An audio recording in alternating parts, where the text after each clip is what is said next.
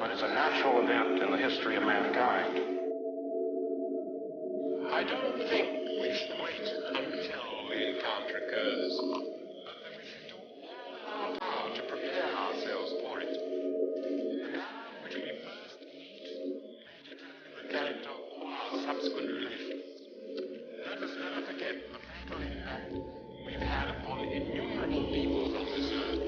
People who honored the species, who trusted us, defended us, and whom we destroyed by our thoughtlessness and insensitivity to their needs and their opportunities.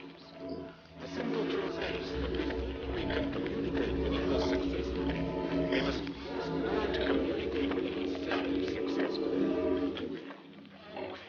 To achieve that, perhaps that is where we ought to begin, with ourselves.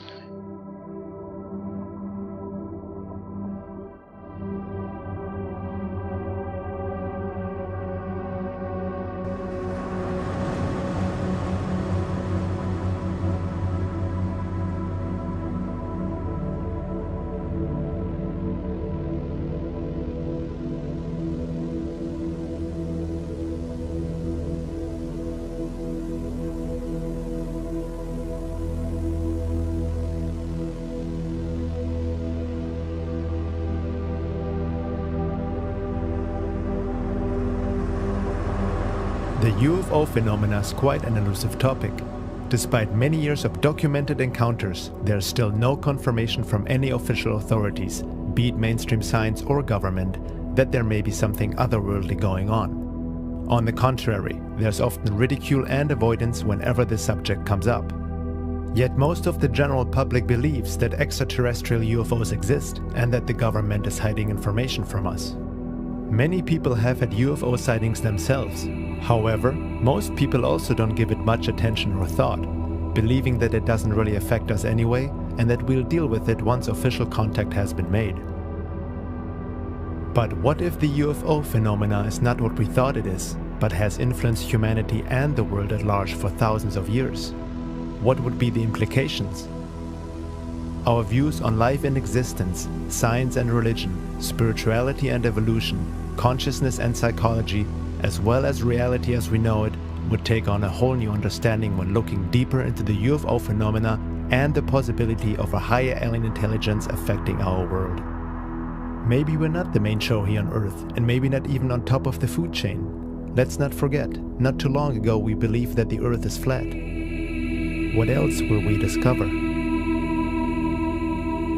In general, it is impossible to get into any discussion about this topic with people who dismiss something right away without having sincerely looked into the evidence and research.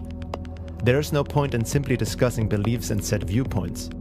Discussion is only constructive when it is not limited by personal preference, beliefs, or a conditioned worldview. Open-minded objectivity is essential when seeking truth.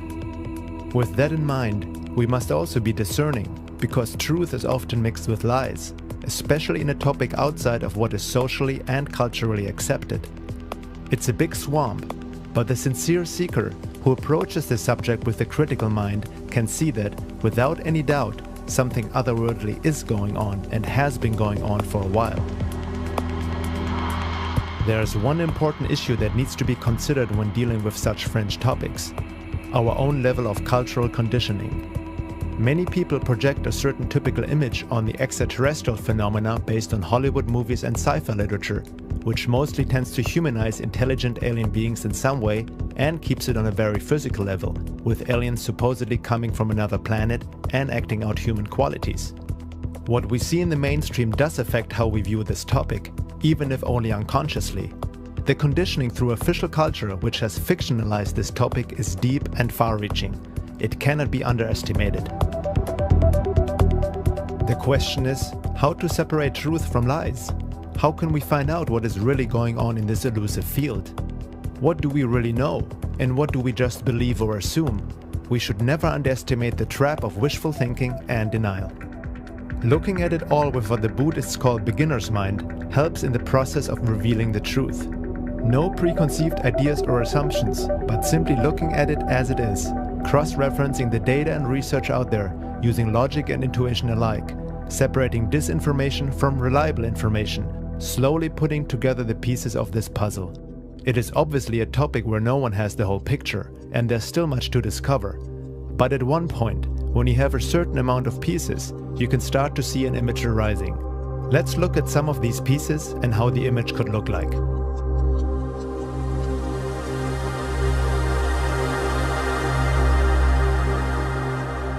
When it comes to well-documented UFO cases, especially involving government and military documents, there's one book to point out, and that is Richard Dolan's UFOs and the National Security State, The Chronology of a Cover-Up.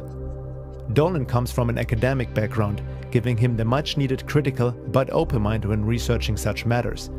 He holds an MA in History from the University of Rochester and a BA in History from Alfred University.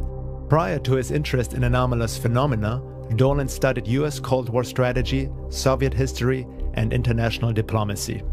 UFOs and the National Security State is a historical narrative of the national security dimensions of the UFO phenomenon from 1941 to the present.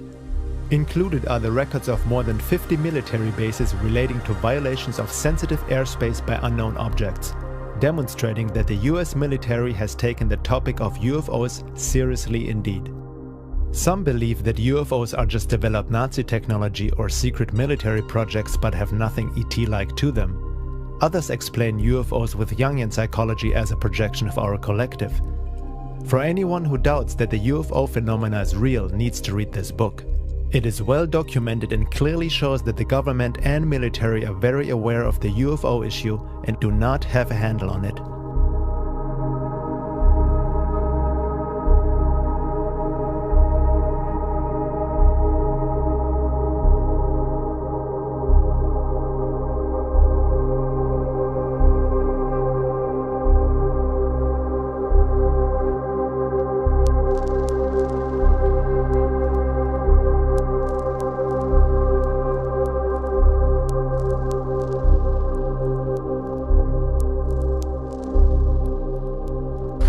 One of the interesting things about UFOs in the history of this country, 1952, a very big year.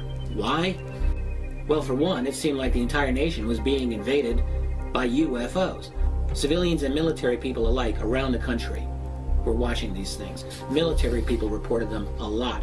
This is a memo from the Director of Scientific Intelligence for the CIA to the Director of the agency, Walter Beadle Smith, in December 1952, and this is what it says. At this time, the reports of incidents convince us that there is something going on that must have immediate attention.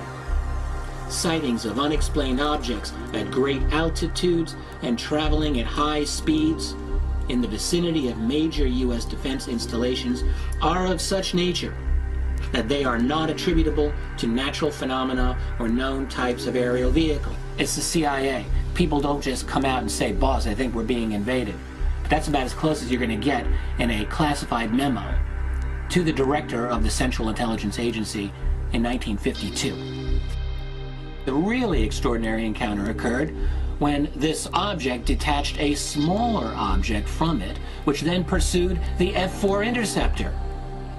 The pilot pulled an extreme turn to get away from the object, and this small object turned inside his own arc and then rejoined the mother craft for a perfect rejoin. That's 1976. What can do that today, much less 35 years ago? Well, officially speaking, we don't really know. Unofficially, I think we do know. These are advanced technology that is not being operated, officially at least, by our own civilization. And therein lies the problem with the UFO phenomenon. Everyone in the world knows there's something going on, and no one in official power is ever willing to admit it. There are people who are so hide down in their opinions and so skeptical about this without bothering to look at any of the evidence that they will say, well, the government did look into this. The government did have Project Blue Book. They investigated it. They found there was really nothing to this. I heard that there was a scientific investigation too that also debunked UFOs. That explanation to this day is used by the Air Force and by the government to dismiss the whole topic of UFOs. But here's the deal. Project Blue Book a joke of an operation. I have a letter here from 1955 to the commander at Ent Air Force Base in Colorado Springs, Colorado, about UFO reports. In keeping with the purposes of the UFOB program, in this case UFOB means UFO, it is necessary to strive to reach as many case solutions as possible, thereby reducing the percentage of unknowns to a bare minimum. Not a minimum, a bare minimum. As pointed out in the UFOB guide, the word solution cannot always be used in the scientific sense when dealing with UFOBs. For this purpose, it must more often mean that a given case meets a given hypothesis. If it looks like it might be a flock of birds, you don't have to bother investigating, just put down birds and it's solved. And we're told that they investigated a total of 12,618 sightings and only 701 remained unidentified.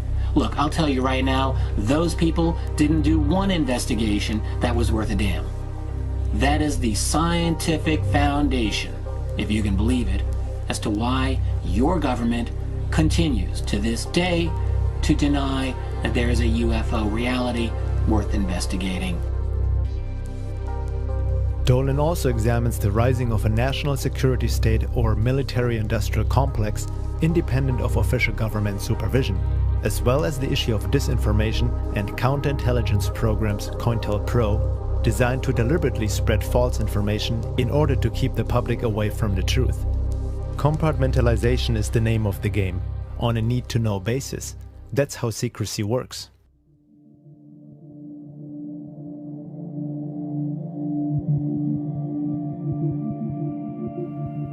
Many people who have looked into the topic of UFOs have come across the Disclosure Project, an organization under the guidance of Stephen Greer, which also reveals the government and military involvement in the UFO field. At first, the Disclosure Project seems to be a very good source and has a somewhat more serious image than your average UFO site. Greer and his project is quite popular these days, especially in the New Age movement. UFO enthusiasts seem to take Greer's work as a credible, reliable source and are happy to hear that our benevolent space brothers are here, possibly providing us with technology like zero-point energy, which the secret government is apparently hiding from us. According to Greer, we are also threatening the aliens and a possible contact scenario because of our space weapon program. While there is some valid information presented by Greer with the very ideal objective of bringing about disclosure of the UFO phenomena through Congress, there also seems to be disinformation, in particular in regards to the intention of the visitors. Greer claims that there is no evidence of any negative behavior on part of the ETs. But is that true? UFO researcher Guy Malone writes about Stephen Greer. There are certain problems with the lesser known but equally sought after goals of the Disclosure Project, which hide, in plain sight, behind the noble top-line pursuit of disclosure, which should raise concerns. Namely the seemingly religious zeal with which Dr. Greer promotes the intergalactic community we are supposedly being invited to join. These other non-essential to disclosure pursuits are built upon a single faulty premise, that UFOs are not ever harmful. It is simply unreasonable to believe that, as a noted ufologist, Dr. Greer has never heard of these or similar reports. Too much of the UFO community simply ignores all such reports in favor of either an undeserved loyalty to the UFOnauts or a hidden agenda, political, spiritual, and/or financial. Promotion of UFO beings as benevolent and the ideal of a peaceful intergalactic community is the hallmark only of uninformed researchers, well-informed disinformation agents, New Age acolytes, and UFO cult leaders. If the government doesn't really know much and has no handle on it, as Richard Dolan has shown in his research, then that puts into question the disclosure through government as promoted by Greer and others. One has to ask, who is going to disclose what? Are we really so naive to believe that the government would just come out and tell us the truth, even if they knew what was going on? Sincere researchers in the UFO field are starting to look through Greer's agenda more and more, as his claims do not hold up to the data uncovered. Could Greer be a disinformation agent in classic COINTELPRO fashion? Laura Knight Yajic writes about Greer in her book, The Secret History of the World. In the present day, we have Stephen Greer's Disclosure Project. Based on the mail I get, it seems that many in the New Age UFO community think that this is a great and novel idea. However, history shows that it has been tried before. The one thing about Greer's effort that suggests it is just more and better COINTELPRO is his attachment to the "aliens are here to help us" idea, which is directly contradicted by history. In regards to secrecy of the UFO issue, referring to Dolan's work, she writes, "This brings us back to the problem of the secret state and its agenda. Some people believe that this secrecy is absolutely essential. They say that the public simply could not handle the truth about aliens. They say that there is no reason to spoil people's lives with the truth because there's nothing that the average person could do about it anyway. Is that really true? Would there be so much effort to conceal the alien agenda if disclosure of the truth wasn't harmful to that agenda?" Dolan's chronological history of the actual interaction between UFOs and the public and the corresponding behavior of the military, the intelligence community, the media, the scientific community in its interaction with the public make this abundantly clear. It seems obvious from the documentary evidence as well as the behavior of the military in response to UFOs and the alien matter that the aliens do have an agenda, and that, at some level in the layers of secrecy, there are those who know, at least on a need-to-know basis, what the agenda is. It seems abundantly evident that the secrecy has been enjoined on this group by the aliens themselves. What is more, a careful assessment of the evidence does not suggest a benevolent agenda. Now, what would an alien agenda be that might not be in our best interest?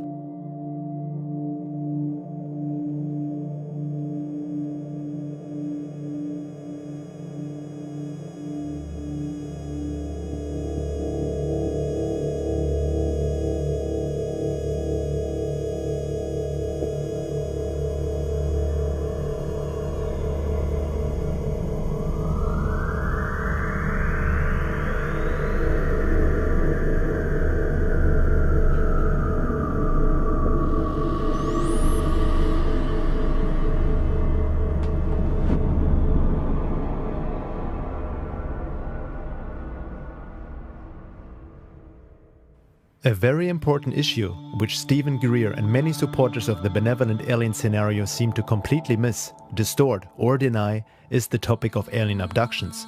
For the layman who has never looked into it seriously, it may be a topic to make fun of, making jokes about anal probing and such, but anyone who has ever researched that field in more depth knows that the picture is not very funny.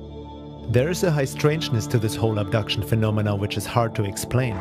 Many abductions are not that obvious and can only be retraced through hypnosis, as the aliens seem to have an ability to mind control the abductee, erase memory, manipulate space and time, as well as implant certain thoughts, emotions, everything from bliss to indifference, and even false memories of what really went on in an abduction. This happens through the use of a hyperspace technology that makes our technology look like the Stone Age. Some abductions have been reported fully conscious without hypnosis, and there seem to be many similarities between the stories of thousands of reported abduction cases worldwide, independently showing a rather disturbing picture. Dr. David M. Jacobs has been doing research in the UFO abduction field for over 40 years, published several books and has worked with thousands of abductees, mostly using hypnosis techniques to reveal these experiences. He states, "My research is based on more than 42 years of UFO research. In addition, since 1986, I have conducted over 1,000 hypnotic regressions with abductees.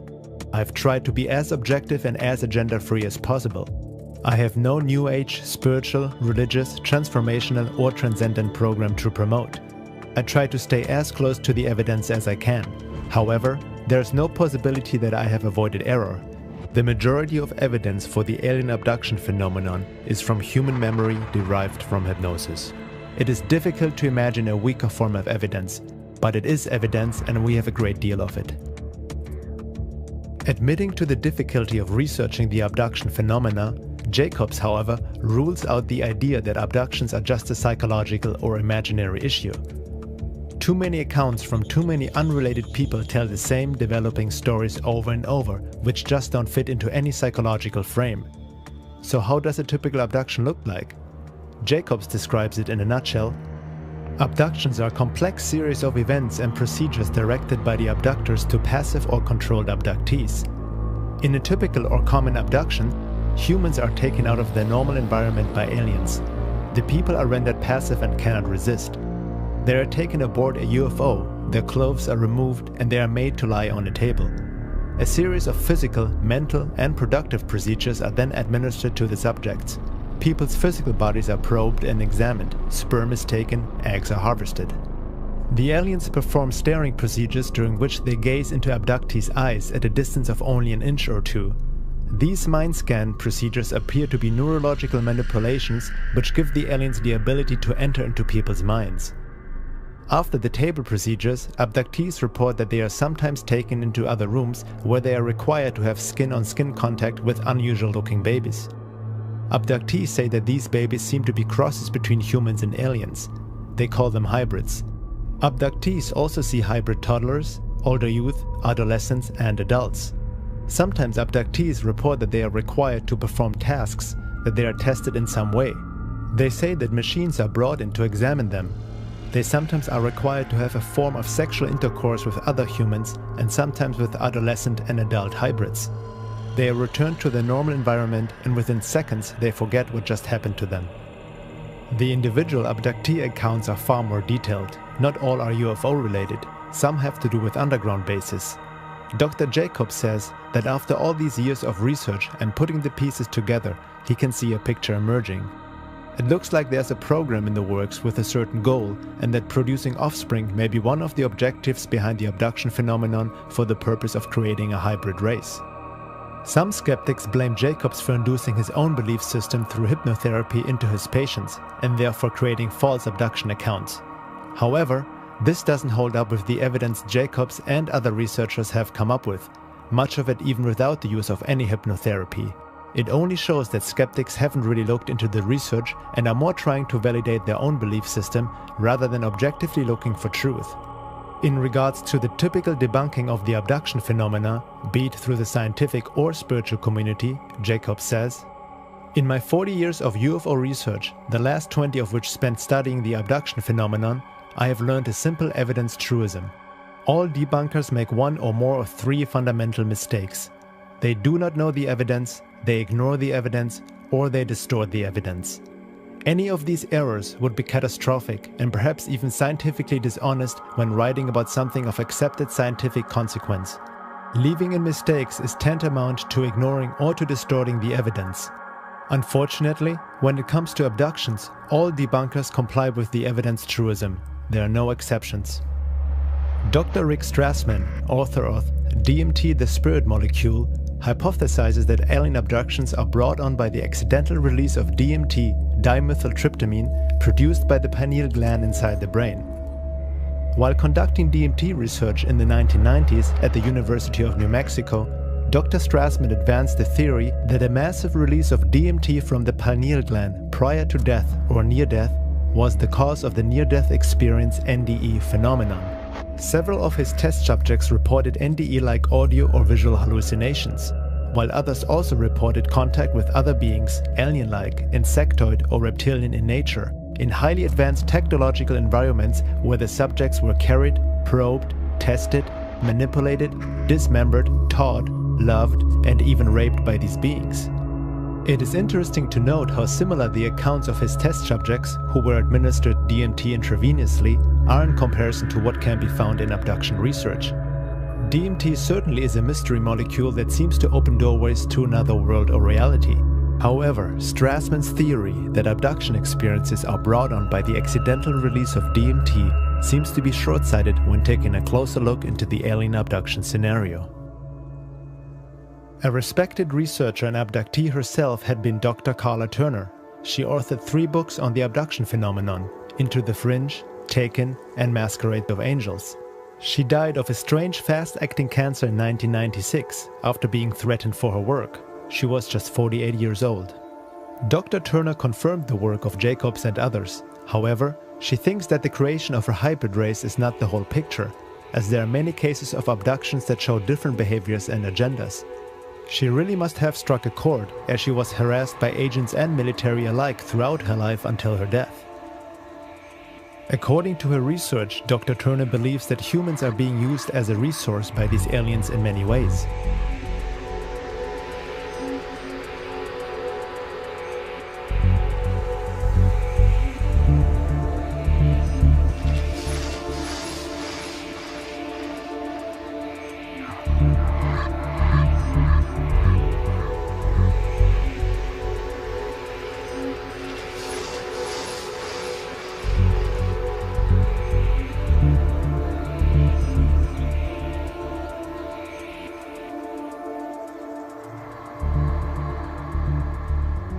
Here is a list she put together based on countless abduction accounts, research, and analysis.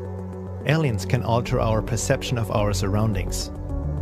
Aliens can control what we think we see. They can appear to us in any number of guises and shapes. Aliens can take us, our consciousness, out of our physical bodies, disable our control of our bodies, install one of their own entities, and use our bodies as vehicles for their own activities before returning our consciousness to our bodies. Aliens can be present with us in an invisible state and can make themselves only partially visible. Abductees receive marks on their bodies other than the well-known scoops and straight-line scars. These other marks include single punctures, multiple punctures, large bruises, 3- and 4-fingered claw marks, and triangles of every possible sort. Female abductees often suffer serious gynecological problems after their alien encounters, and sometimes these problems lead to cysts, tumors, cancer of the breasts and uterus, and to hysterectomies. Aliens take body fluids from our necks, spines, blood veins, joints such as knees and wrists and other places. They also inject unknown fluids into various parts of our bodies. A surprising number of abductees suffer from serious illnesses they didn't have before their encounters. These have led to surgery, debilitation, and even death from causes the doctors can't identify. Some abductees experience a degeneration of their mental, social, and spiritual well-being. Excessive behavior frequently erupts, such as drug abuse, alcoholism, overeating, and promiscuity. Strange obsessions develop and cause the disruption of normal life and the destruction of personal relationships. Aliens show a great interest in adult sexuality, child sexuality, and in inflicting physical pain on abductees. Abductees recall being instructed and trained by aliens. This training may be in the form of verbal or telepathic lessons, slideshows, or actual hands-on instruction in the operation of alien technology. Abductees report being taken to facilities in which they encounter not only aliens, but also normal-looking humans, sometimes in military uniforms, working with the alien captors. Abductees often encounter more than one sort of alien during an experience, not just the greys. Every possible combination of grey, reptoid, insectoid, blonde, and widowspeak have been seen during single abductions, aboard the same craft or in the same facility. Abductees report being taken to underground facilities where they see grotesque hybrid creatures, nurseries of hybrid humanoid fetuses, and vats of colored liquid filled with parts of human bodies.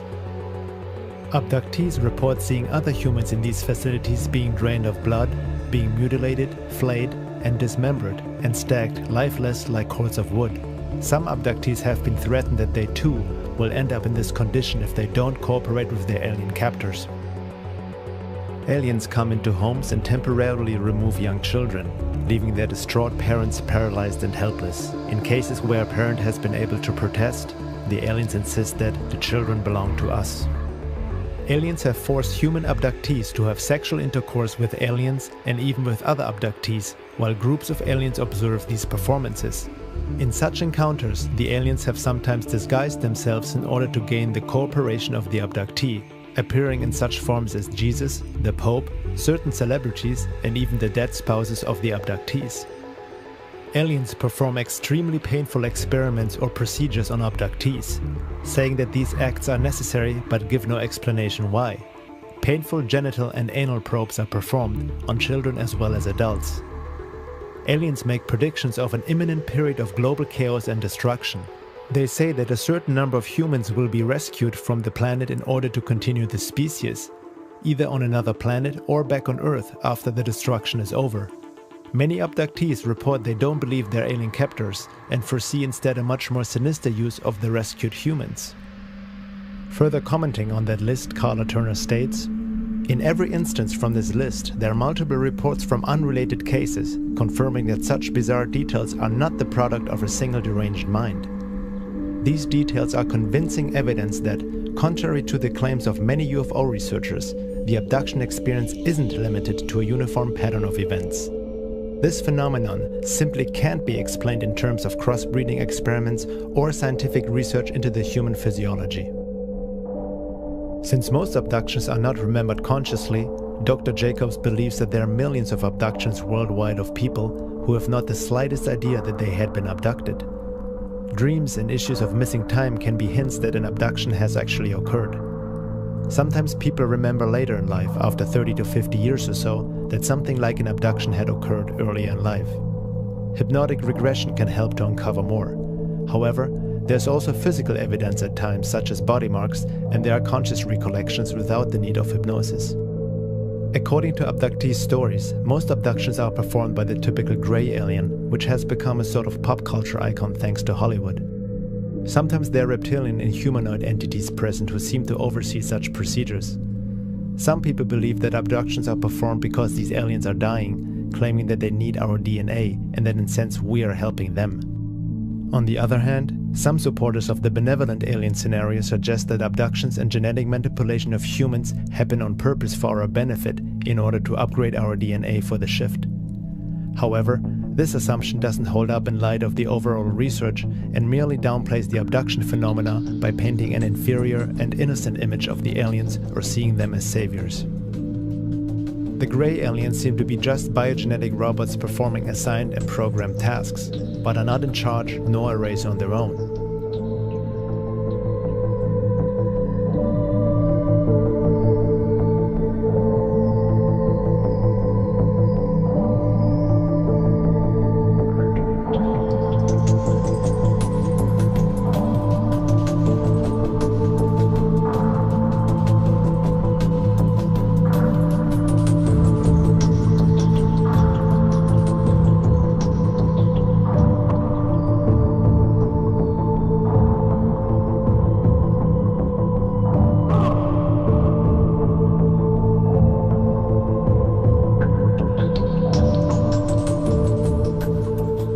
Greys have a tiny mouth slit, a resemblance of a nose and ears, but there's no suggestion that they use five sensory perception, eat, breathe, or use speech like humans do. Communication is done by telepathy. Dr. Jacobs also believes that the grey alien is a product of human-alien genetic manipulation, and the reason why mouth, ears, and nose have a regressed, underdeveloped appearance is simply because they are not used as a human would use them.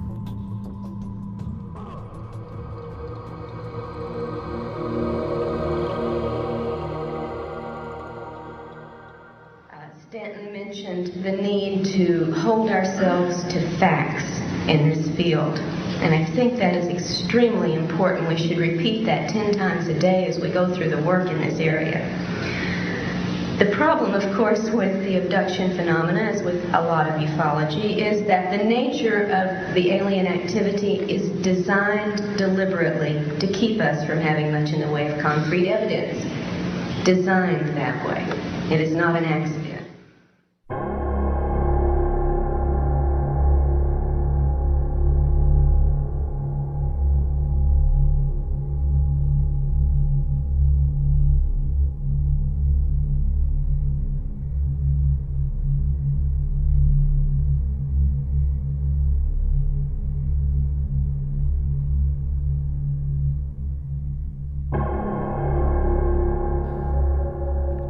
It seems that the secret government and military-industrial complex, which is in possession of alien technology and is involved with these non-terrestrial forces on some level, is not fully in control, but are themselves duped by these visitors. Looking into military abduction accounts, MyLab, researched by Dr. Carla Turner, she has reports by people who have been abducted regularly by aliens and then also started to get abducted by military personnel, who then questioned the abductees about what the aliens wanted from them and what they conveyed to them. Whatever is going on, the alien forces seem to have their own agenda and are not just in partnership with the secret government. Deception is the name of the game, not only through the military-industrial complex, but also through the aliens themselves. Military abductions are happening, but they seem to have a different purpose than what Stephen Greer suggested. He believes that all abductions are simply staged by the military to give the aliens' entities a bad name. Abductions, in my assessment of this, there is no question there is an abduction phenomenon, and it is not, as has been argued by some people, most notably Dr. Stephen Greer, simply a military phenomenon. In fact, I think it's irresponsible to make this argument. There is something... Yes, you can clap for that. It boggles my mind, to be perfectly candid here, that a researcher can make such a blanket statement. You have a phenomenon that's gone on globally for a long time. You have individuals that are describing highly consistent things in terms of their abduction experience. And I don't know what else it can be other than a kind of religious-like zeal that can cause a person blindly to say the only abductions that occur are military. This I find indefensible. And I think that a careful review of the evidence certainly leads to that conclusion. Abductees and contactees seem to get duped by their alien friends as well, being told they are special and they have certain important functions to perform in the coming future. Some abductees claim that they have given permission for abduction through their unconscious mind and have developed a kind of a Stockholm syndrome, worshipping their abductors. What needs to be kept in mind is that these beings are able to create virtual realities, trigger emotions, and implant thoughts.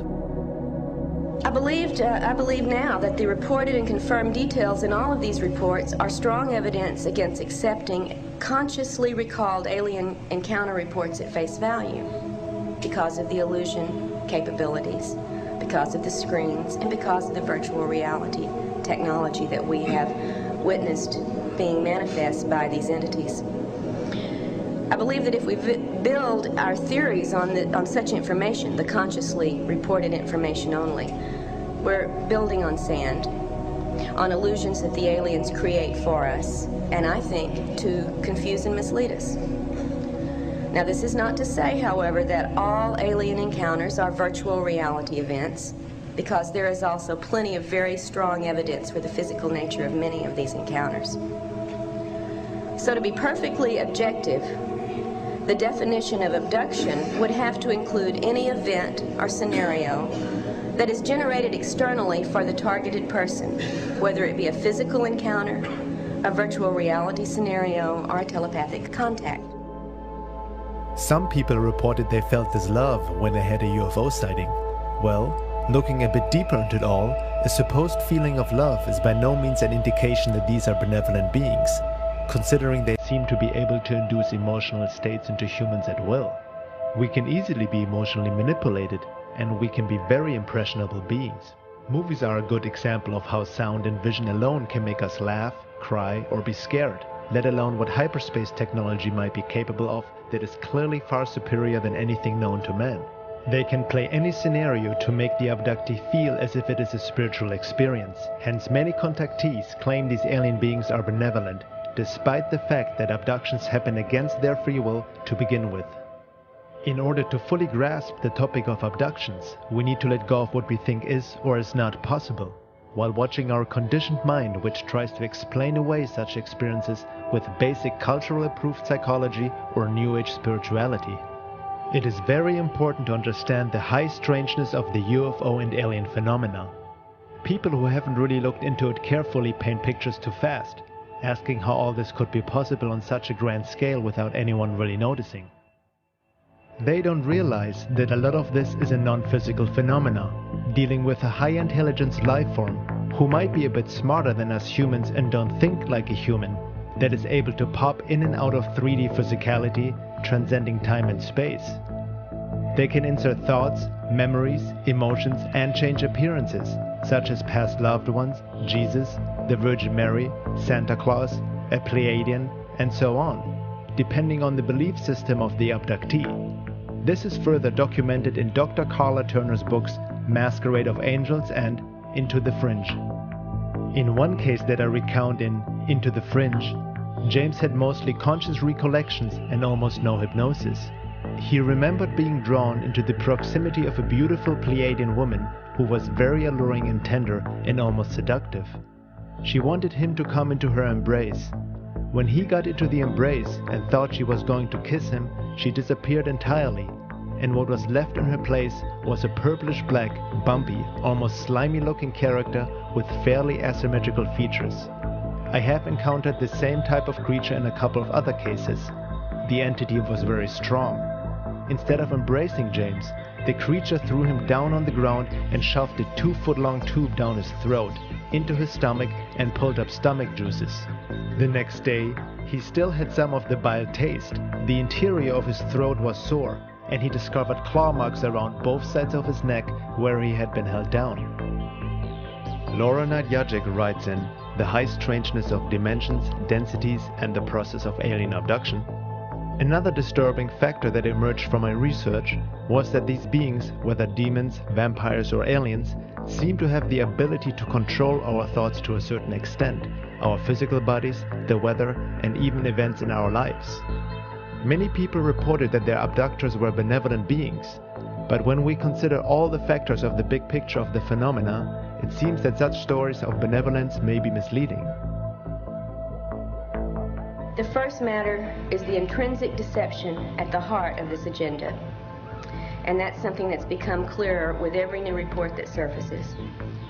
Whether we choose to call it screen memory, telepathic mind control, technological mind control, or virtual reality scenarios, the entities involved in the abduction phenomenon employ masterful illusory capabilities. And I don't think the importance of this fact can be stressed strongly enough.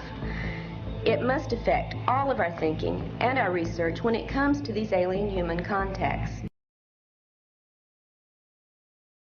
When we talk about the possibility of an alien race of high intelligence that exists outside our range of perception on a higher density, it doesn't mean that they are automatically spiritually evolved or loving angels. This also doesn't imply that there aren't any benevolent beings on higher realms of existence. However, there is a heavy romanticizing of the alien UFO phenomena going on based on wishful thinking and assumption. Not many people actually question the intentions of these beings. Dimensions are lateral and infinite, and densities are vertical and only 7. Okay.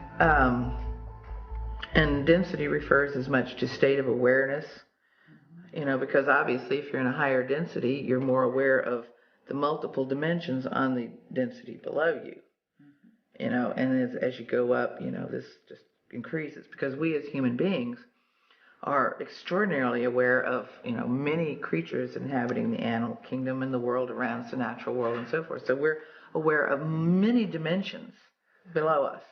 And we'd have to say that these higher dimensional or higher density beings have the same perspective on us that we have on, and that's kind of a scary thought, especially if you realize that they may not have your best interest at heart. And just as the farmer has a lot of awareness of the many dimensions of his herd of cows, he knows them very well because he knows which ones he's going to butcher to have put in his freezer.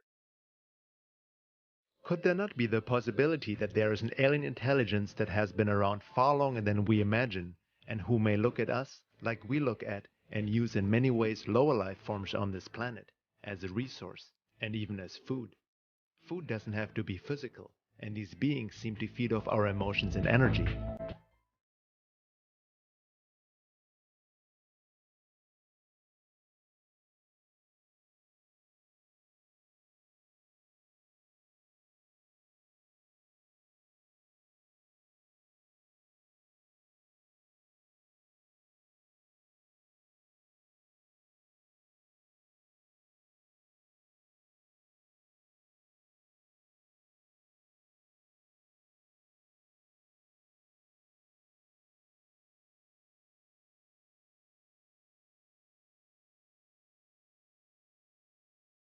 Are we really the peak of God's creation and so special and holy that nothing other than ourselves would harm, control, manipulate, or consume us?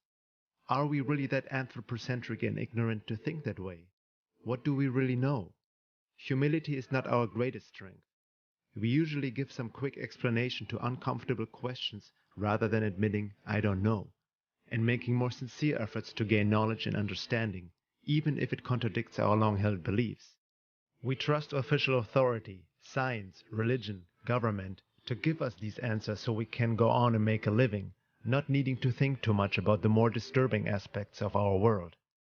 But maybe our official culture, with its institutions, is also a product of and influenced by the other, the alien mind, or predator, as Don Juan called it, hence the debunking, ridicule, and avoidance of this topic in the public. Usually, if people admit that there might be other life forms visiting this planet, they tend to project human qualities into these visitors, rejecting anything that doesn't fit into this conditioned image of our space brothers. It's a typical "the aliens don't behave how they are supposed to" excuse and denial of the abduction phenomena. Who are we to even assume to know how another non-human life form thinks or behaves to begin with? Some abductees have had healings done by their alien abductors, but maybe it is for a whole different purpose than just caring for the sake of caring.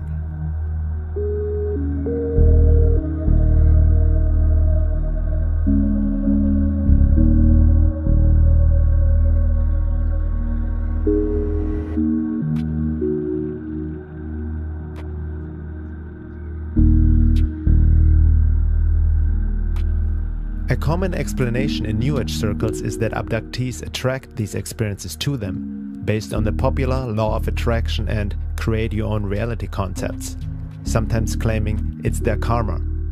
This seems more like an escape and justification without carefully studying the phenomena.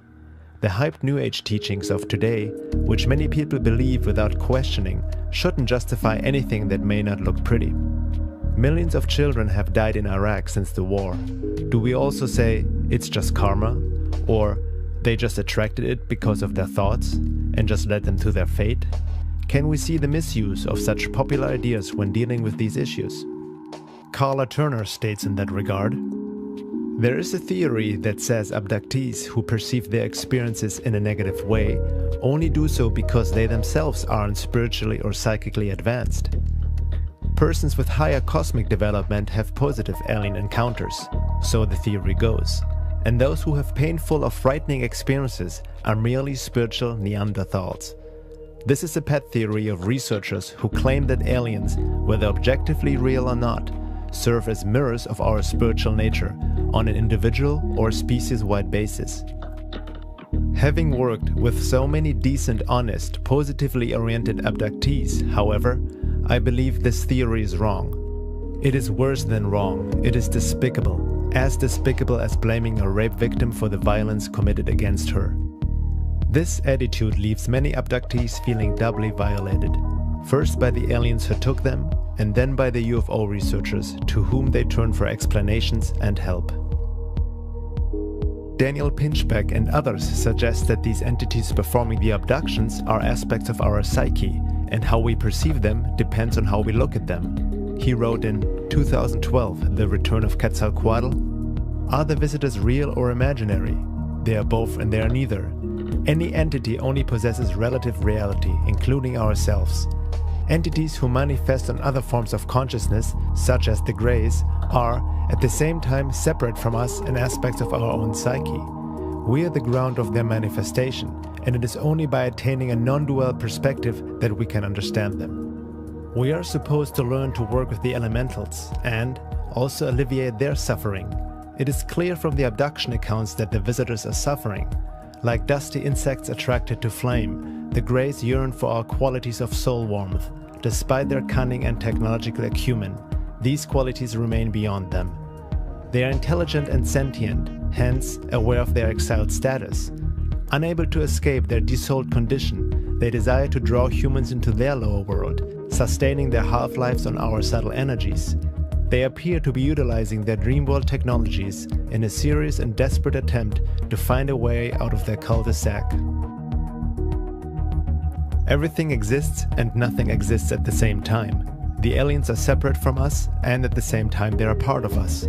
While there is obvious truth to such ideas from a higher perspective, these considerations are useful only for the expansion of perception, but are not useful for practical application.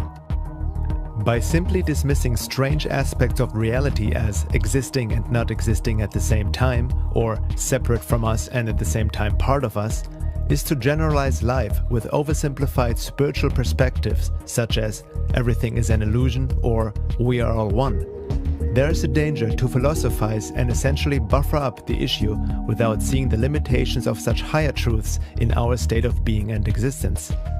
In general, there seems a tendency in the New Age arena and certain progressive conscious movements to come to an oversimplified application of spirituality and quantum mechanics. Also, by defaulting to the assumption that the gray aliens are beings who suffer and crave what we have, Pinchbeck and others ignore much of the evidence and research that show quite a different picture. Looking at what Dr. Carla Turner and other abduction researchers have found out, it seems more likely that the gray alien is as much suffering and yearning for our soul warmth as a robot performing certain tasks. The gray aliens don't seem to be in charge, but are being used as biogenetic working drones by other more powerful beings such as reptilians or insectoids, who oversee the procedures and who actually seem to be able to plug into a gray alien and work or see through them. Implanted screen memories can also hide and distort of what an abductee has really experienced and paint a false image of what the greys really are. Screen memories may be unusually vivid dreams, recollections of meeting spirits, or even of friendly interaction with aliens. Hypnosis can get past screen memories to uncover another layer of experience, which is most often less agreeable. I remember just lying there, trying to relax.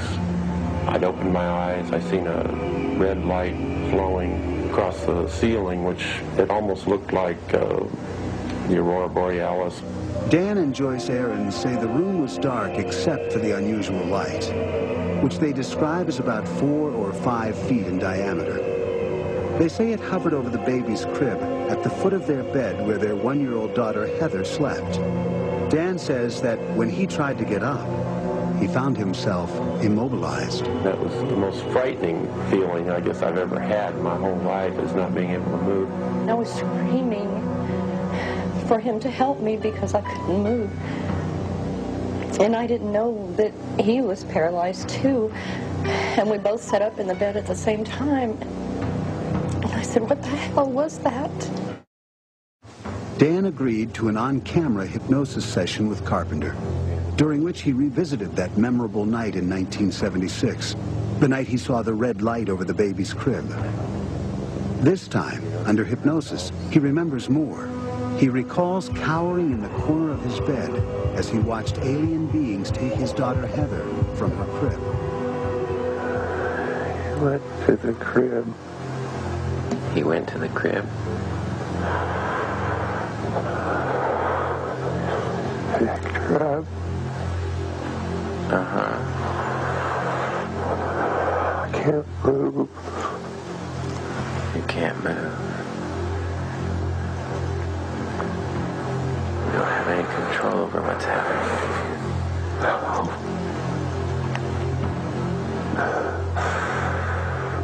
What do you see happening now? He took her. He took her. Under separate hypnosis, Dan's wife Joyce recalled the same sequence of events. They both say little beings marched them outside. Together, the family was floated onto a spaceship. I never wanted it to happen to my children. I didn't realize until later that it had. But when they took her, I couldn't do anything. Abductions start as early as infancy and can occur till late in life. Some people have been abducted hundreds of times. Many abductees are living in fear, not knowing when the next taking will happen, not being able to prevent it, not being able to talk about it for obvious ridicule in the public. Many need to even hide these experiences from their families. Some are so utterly confused that they go mad, even committing suicide. Carla Turner suggested a number of steps abductees could take in the face of alien provocation. Educate yourself about the phenomenon. There is some control in knowledge. Let go of fear. It is through fear that negative entities maintain control. Anger is a more effective defense than fear. Abductees should be aware of how they are reacting. They should learn to step out of themselves and to maintain perspective.